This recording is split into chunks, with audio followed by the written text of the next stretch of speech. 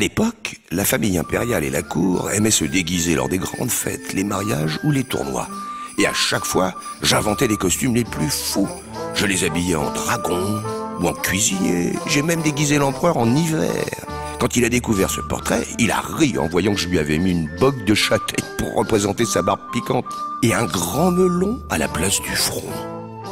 Il a tout de suite reconnu sa couronne faite de raisins, d'olives et de céréales. Il a vu que les grenades remplaçaient les pierres précieuses et que les épis de blé brillaient comme de l'or. Mais tu sais, je n'ai pas fait ces portraits qu'avec des fruits et légumes. J'ai aussi imaginé des visages composés d'animaux.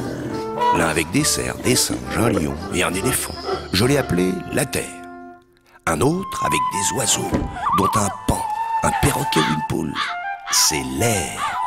Ou encore un avec des poissons. C'est l'eau. Cette fois-ci, j'ai peint une femme. Elle porte un collier de perles fines et des boucles d'oreilles assorties.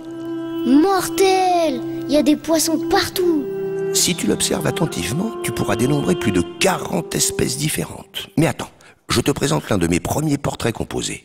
Le bibliothécaire. Ah, je l'aime bien celui-là, il est super moderne. On dirait une marionnette ou un robot transformer. Oui, si tu veux. Comme une marionnette, il lève le rideau pour apparaître sur la scène d'un petit théâtre. J'aime bien ses cheveux de savant fou. On comprend qu'il a lu beaucoup de livres. Ils sont rentrés dans sa tête. Il a mis ses lunettes. As-tu reconnu avec quel objet je les ai faites? Bah non, je vois pas. Tu ne vois pas. Toi aussi tu as besoin de lunettes. Allez, je t'aide. Ce sont des clés anciennes. Et sa barbe, sais-tu ce que c'est? Bien sûr, c'est des queues de lapin. Oui, presque. C'est un plumeau en queue de martre pour enlever la poussière des livres. Mais il y a un dernier détail que tu as dû voir. C'est sa main.